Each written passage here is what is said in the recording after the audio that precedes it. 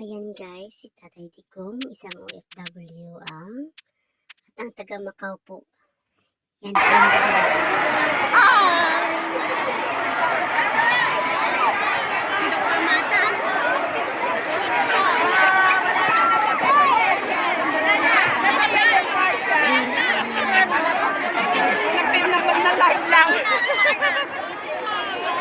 Wala na, lumayas na.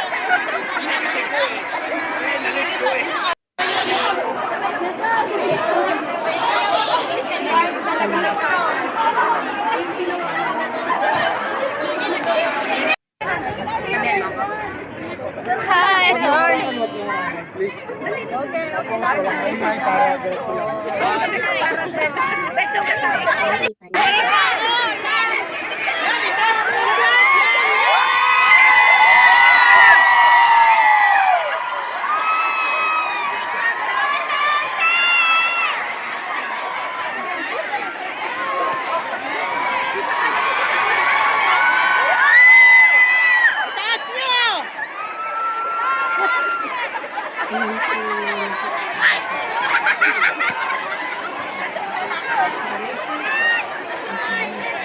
Ito na. Kaya pinicturean ko na. At dito na ako.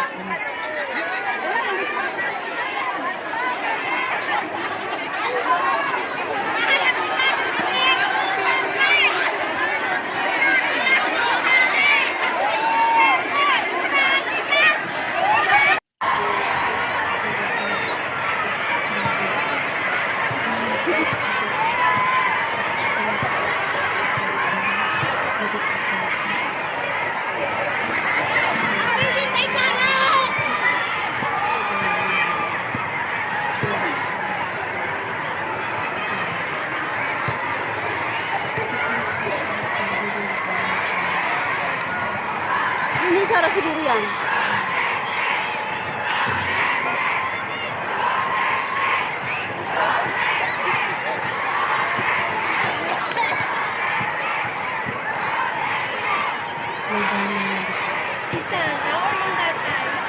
Sara.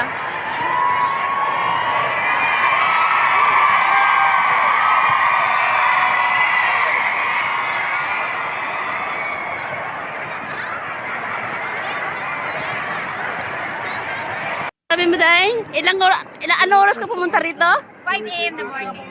Tapos hindi ako nakapasok. Tapos pinagalit namin ng mga, syempre, ng mga kwan for the safety. Si Duterte lang naman pinunta namin dito eh. Kung wala si Duterte, di wala. Tinapos ko si Marcos pumunta dito. Kung magtsaga ako ng pila dito ng 5 AM. Ay!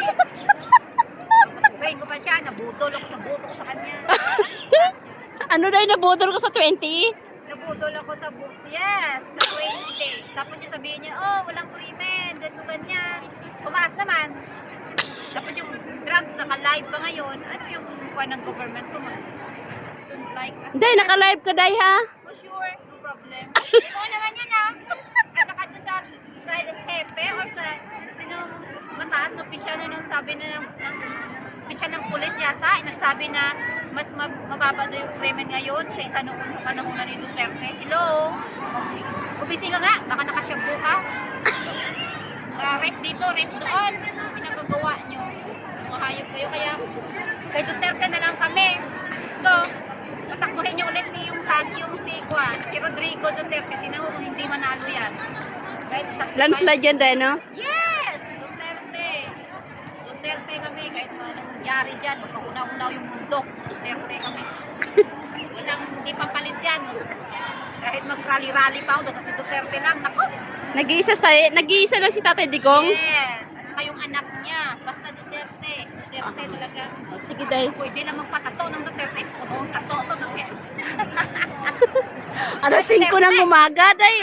Sarap pa ng ano ko niyan, hilik. Ay, yes! Tsaka wish ko talaga to na makita sila.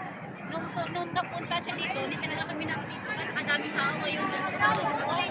Masaya na dito. Ayun nga eh. Ayan.